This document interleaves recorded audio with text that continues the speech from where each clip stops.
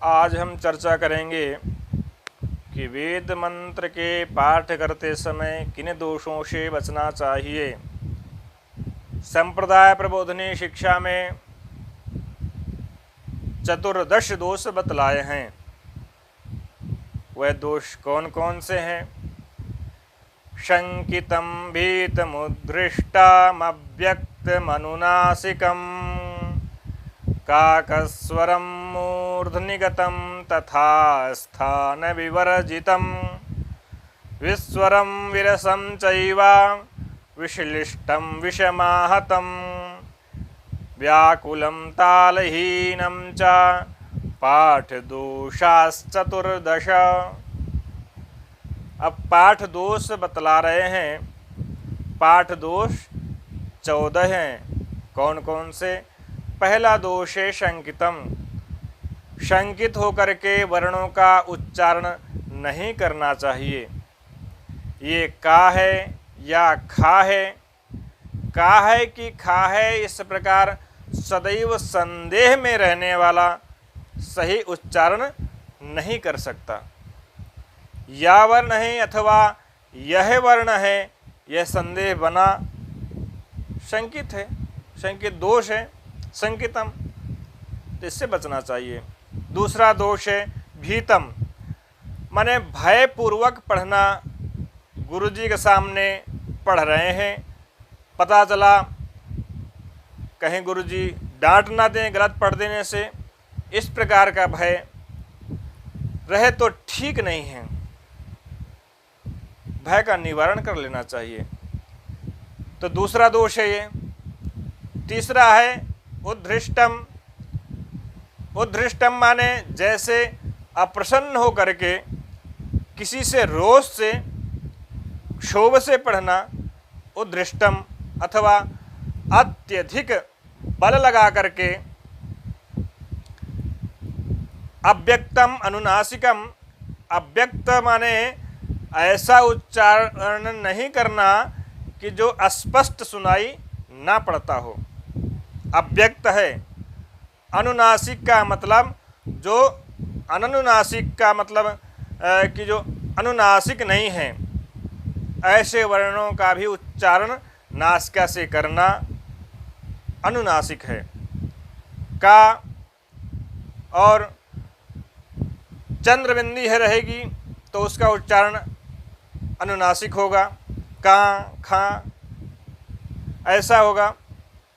लेकिन यदि चांद बिंदी नहीं है तो अनुनासिक है। अनुनासिक का उच्चारण अनुनासिक के रूप में करे तो वह दोष है। काकस्वरम, काक स्वर का मतलब कौवे जैसे सुर निकालना, काँव काँव करना, माने जोर दे करके वो उच्चारण करना, ये काका स्वर कहलाता है।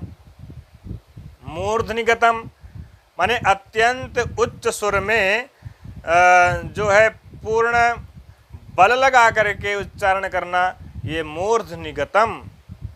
तथा स्थान विवर्जितम, स्थान विवर्जित माने का स्थान कंठ है, चा का स्थान तालु है, इचुएशा नाम तालु। तो जिसका स्थान है जो है वहाँ से उच्चारण ना करके अलग अलग स्थान से उच्चारण करना, ये भी दोष है। ये स्थान विवर्जित दोष कहलाता है। और विस्वरम, विस्वरम माने जैसे दो लोग उच्चारण साथ साथ में कर रहे हैं, तो एक का स्वर दाएं जा रहा है और एक का स्वर बाएं जा रहा है, तो ये विस्वर दोष कहलाता है। विस्वर स्वर कहा जाता है, समान स्वर नहीं कहा जाता, दोष है। विरसम, विरस कहते हैं ऐसा रुक्ष उच्चारण जिसमें माधुर्य का अभाव हो। माधुर्य के अभाव वाले उच्चारण को विरस उच्चारण कहते हैं। विश्लिष्टम, और एक एक पद में अलग अलग अक्षर का उच्चारण करना और उसके बीच में कुछ विराम भी कर लेना, तो ये विश्लिष्ट उच्चारण है, ये दोष है, ऐसा नहीं करना है।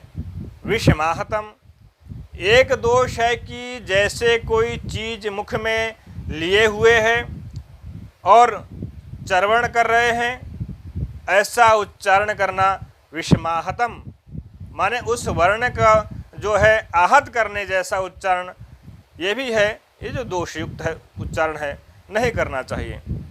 व्याकुलम तालहीनम चा, व्याकुल कहते हैं जैसे कोई पकड़ लेगा, जैसे कोई चीज़ गायब हो गया है, व्याकुल होकर के भय से धैर्य विहीन होकर के भी उच्चारण नहीं करना चाहिए।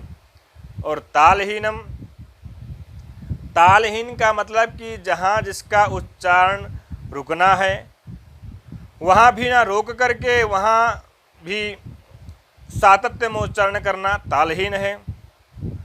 जैसे यहाँ पर ताल आवश्यक है, ताल का मतलब लय, एक क्षण के लिए अर्धमात्रा के लिए विराम आवश्यक है।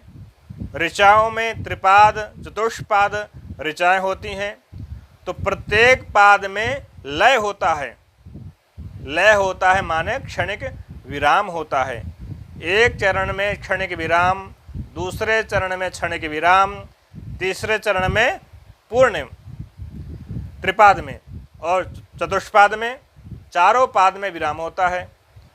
तो बिना विराम के किए जो उच्चारण होता है वो तालहीनम उच्चारण है। तो ये पाठ दोषास चतुर्विधा, तो तालहीन उच्चारण जो करता है वो भी दोषयुक्त है। इसलिए ये 14 प्रकार के दोषों से बचना चाहिए। शंकितम, भीतम, उद्धृष्टम, अव्यक्तम, अनुनासिकम, काकस्वरम, मूर्धनिगतम तथा स्थान विवर्जितम, विस्वरम विरसम चैव विश्लिष्टम विषमाहतम, व्याकुलम तालहीनम च पाठ दोषाश्चतुर्दश।